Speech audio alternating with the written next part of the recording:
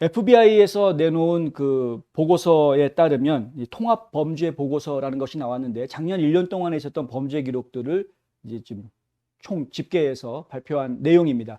지금 그래프에서 보시다시피 과거에 비해서 트럼프가 재임하고 있던 기간 동안에 범죄가 좀 줄어들었습니다. 살인 사건이 좀 줄어들었었는데 지금 바이든이 집권하고 난 이후에 갑자기 지금 팍 올라가는 2020년도에 이러한 일들이 뭐 트럼프 기간이긴 했습니다만은 이런 일들이 벌어졌던 가장 큰 이유는 이제 블랙 라이브스 매터 운동이 벌어지면서 디펀딩 폴리스, 그러니까 경찰의 사기가 뚝 떨어지는 이런 사태가 벌어진 것이 가장 큰 타격이지 않았느냐, 저희가 이제 그렇게 생각을 하고는 있긴 합니다만은, 근데 중요하게 저희가 지금 봐야 되는 부분이 뭐냐면 2020년에 454명이 소총, 라이플이죠, 장총, 소총으로 사망을 했고 657명이 손, 주먹, 발 등으로, 그러니까 인체의 접촉으로 인해서 살해가 됐다. 결국에는 총으로 인해서 죽은 사람은 450명밖에 안 되는데 맞아 죽은 사람은, 손으로 맞아 죽은 사람, 발로 차여 죽은 사람은 657명이다. 결국에는 총기 사건이 그다지 생각보다 큰 비중을 차지하고 있는 것이 아니다라는 것이죠.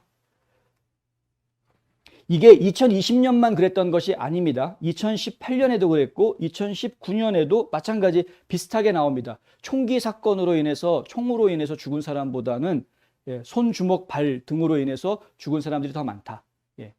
여기 보시면 이제 이 숫자들이 나오는데 좀 잘 안 보이시겠지만 그런 것이고요. 또 한 가지 이제 저희가 생각해야 되는, 이걸 왜 저희가 보도를 해드렸느냐? 지금까지 바이든 행정부에서 이야기하고 있는 내용은 AK-15 같은 그런 소총들, 연발 소총들이 결국은 대량 살상을 일으키는 무기로 사용이 되기 때문에 그걸 집중적으로 단속해야 된다. 연발 총들을 집중 단속해야 된다. 이 이야기를 꾸준하게 해왔었습니다. 초기부터, 집권 초기부터.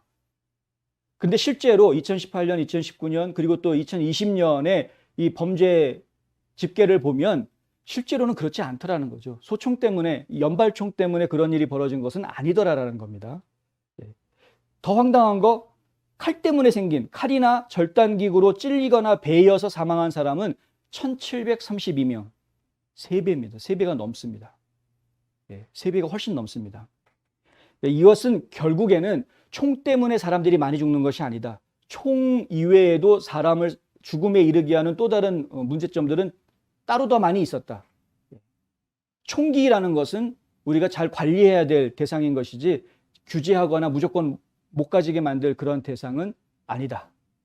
이렇게 이야기하는 겁니다. 저희가 좀 잘 기억하고 있어야 되겠습니다. 총기 소지를 지금 허락하는 것은 보통 자기 방어권이라는 수정헌법 제2조에 이야기하고 있는 자기 보호권을 위해서 헌법에서 지금 이제 인정해주고 있는 것이죠. 미국이라는 나라의 역사상 어쩔 수 없이 이제 그런 역사적인 배경 때문에 그렇게 인정하는 것도 있습니다만은, 중요한 것은 내가 나 스스로를 보호할 수 있도록 하는 것, 이것이 우리 국민들에게 권리로 보장이 된다라는 것을 저희가 잘 기억해야 되는 것입니다. 바꿔서 이야기하면은 내 몸에 대해서 혹은 내 가족들, 내 사업에 대해서 내 스스로가 책임질 수 있어야 되는 이야기하고 이제 같은 선상에 있는 겁니다. 자유를 보장해 주면은 그 자유에 따르는 책임이 있는 것처럼 권한이 주어지면 그 권한에 대한 책임이 또 따르는 것 아니겠습니까? 총기에 대해서도 마찬가지인데요. 그 총기에 대한 자유, 이런 것들, 총기에 대한 권한, 이런 것들이 주어지고 보장이 되기 때문에 결국에는 그것에 대한 책임도 같이 따라가게 되는 것이죠. 그래서 사실은 책임감을 가지는 건강한 시민들이 많아지면 많아질수록 그 나라는 점점 강해질 수밖에 없습니다. 책임감이 없는 국민들이 많아지면 많아질수록 남 핑계대고 너한테 되는 잣대랑 나한테 되는 잣대랑 서로 다르고 이런 사람들이 많아지게 되면 그 나라는 점점 약해질 수밖에 없는 것이죠. 지금 바이든 행정부가 보여주고 있는 게 그런 것 아닙니까? 어느 누구도 책임지려고 하지 않으니까 이상한 결론으로 실수들이 나오고 문제가 생기고 그런 것 아닙니까?